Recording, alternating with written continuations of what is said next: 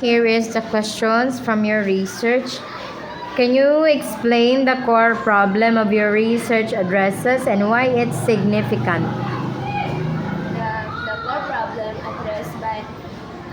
problem addressed by the research is the prevalence and effect of social media addiction among resident students at Katotoong Elementary. Next, how would you respond to criticism that mention a specific potential criticism relevant to your research? Limitation include I acknowledge the limitation include it, I acknowledge the limitation I acknowledge the limitation and suggest that future study could expand the scope to include multiple school and grade level. Next question. How did you ensure the validity and reliability of your data collection methods? The study used a convergent mixed method design combining quantitative survey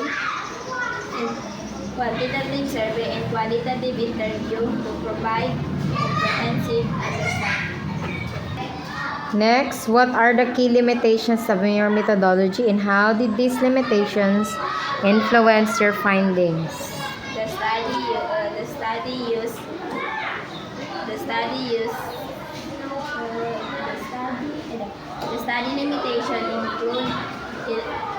study limitation include its focus of single school in grade level, which may limit generalizability. Next, what are the next steps in this line of research and what future studies would you recommend based on your findings? Future studies should explore the effectiveness of intervention, investigate the role of potential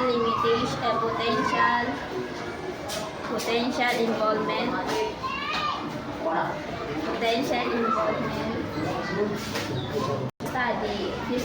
Future studies should explore the effectiveness of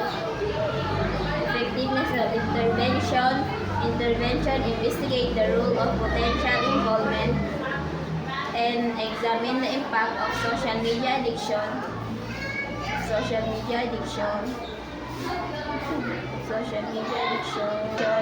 on other age group and population. Next, what are the most significant findings of your research and how do they contribute to the existing body of knowledge?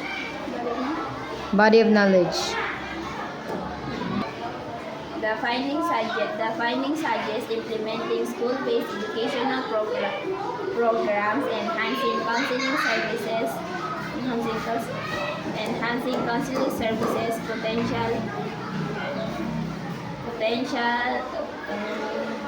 promoting parental involvement,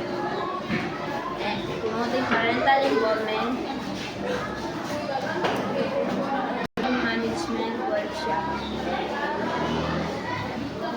What are the potential limitations or challenges in applying your findings?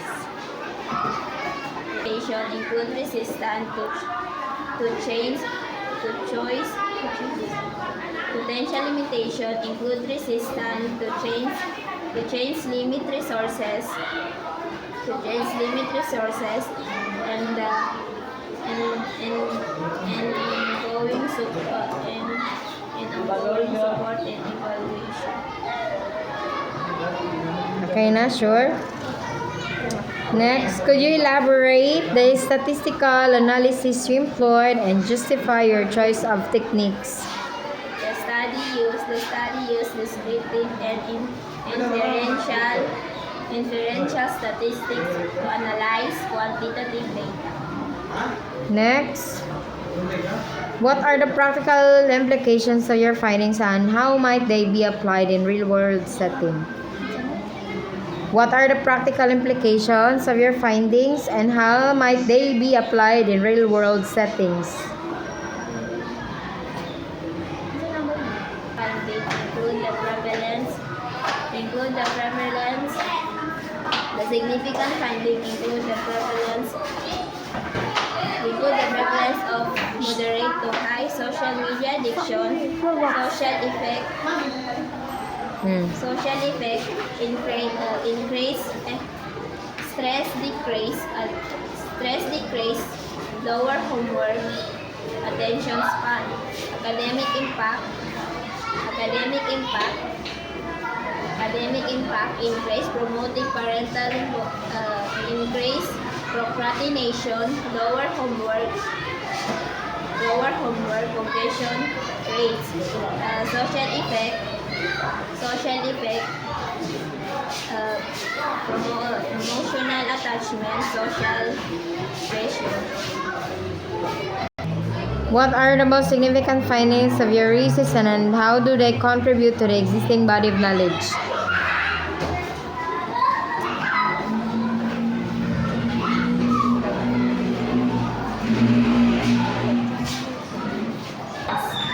The research found the students were aware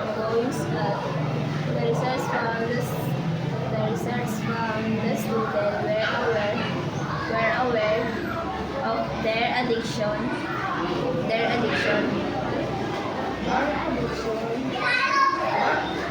research found the students were aware of their addiction but felt powerless.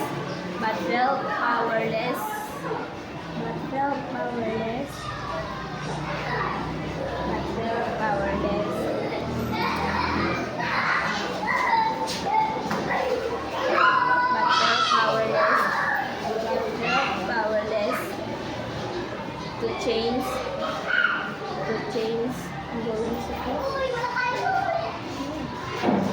change powerless on other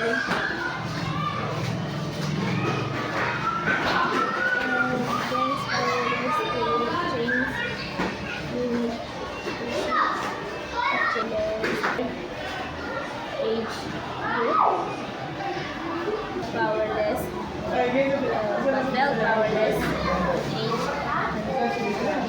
felt powerless